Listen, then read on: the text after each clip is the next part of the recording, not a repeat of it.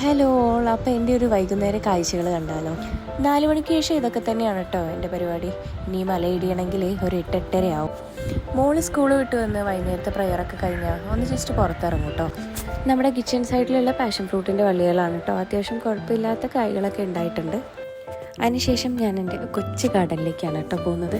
Garden എന്നൊന്നും പറയാൻ പറ്റുമെന്ന് എനിക്കറിയില്ല. നട്ടുപിടിപ്പിച്ച അന്നത്തെ ആ ഒരു ഉഷാറൊന്നും ഒരു ചെടിക്കും ഇല്ല കേട്ടോ. ഈ ചെമ്പരത്തി നട്ടുപിടിപ്പിച്ച അന്ന് മുതൽ ഇങ്ങനെ മുട്ടിടും കേട്ടോ. പക്ഷെ ഒരു പൂ വിരിഞ്ഞതായിട്ട് ഞാനിതുവരെ കണ്ടിട്ടില്ല. അതെന്തുകൊണ്ടാണെന്ന് അറിയില്ല. അറിയുന്നവരുണ്ടെങ്കിൽ ഒന്ന് പറഞ്ഞു തരണേ.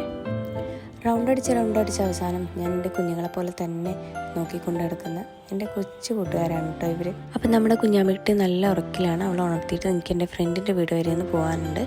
സോ ഒക്കെ സെറ്റായി ഞങ്ങളിങ്ങനെ പോയിക്കൊണ്ടിരിക്കുകയാണ്. പോകുന്ന വഴിയിൽ കാണുന്ന പൂവും ചെടിയും എല്ലാം ഞാനൊന്ന് വീഡിയോ എടുക്കും കേട്ടോ. എൻ്റെ നൈബറിൻ്റെ വീടാണിത്. നല്ല ചെടികളുള്ള വീടാണ് കേട്ടോ. അങ്ങനെ ഞാൻ എൻ്റെ ഫ്രണ്ടിൻ്റെ വീട് എത്തിയിട്ടോ. ഇത് അവിടുത്തെ മീൻകുളമാണ്. അവിടുത്തെ മോൻ വളർത്തുന്ന മീനുകളാണ്. ഒരുപാട് കുഞ്ഞു മീനുകളും വലിയ മീനുകളൊക്കെ ഉണ്ട്. നല്ല ഭംഗിയാണ് കാണാൻ. അവിടെ എത്തിയൊരു 2 മിനിറ്റ്സ് ആയപ്പോഴത്തേക്ക് എനിക്കൊരു കോൾ വന്നു. വേറെ ആരുമല്ല, എൻ്റെ ബ്രദറാണ് കേട്ടോ. ആൾ ഗൾഫിൽ നിന്ന് നാട്ടിലേക്ക് ലീവിന് വന്നതാണ്. ലീവിന് വരുന്ന സമയത്തൊക്കെ എൻ്റെ അടുത്ത് വരാറുണ്ട്. അങ്ങനെ തട്ടിക്കൂട്ടിയിട്ടാണെങ്കിലും ഞാനൊരു ചായക്കുള്ള വകുപ്പൊക്കെ അങ്ങോട്ട് ഒപ്പിച്ചു. ഹാപ്പി ആയിട്ട് ഞങ്ങളെല്ലാവരും ഒരു ഈവനിങ് ടീ കുടിച്ചു കേട്ടോ. അപ്പോൾ ഓക്കെ, ഇന്നത്തേക്ക് ഇത്രയേ ഉള്ളൂ. ബൈ.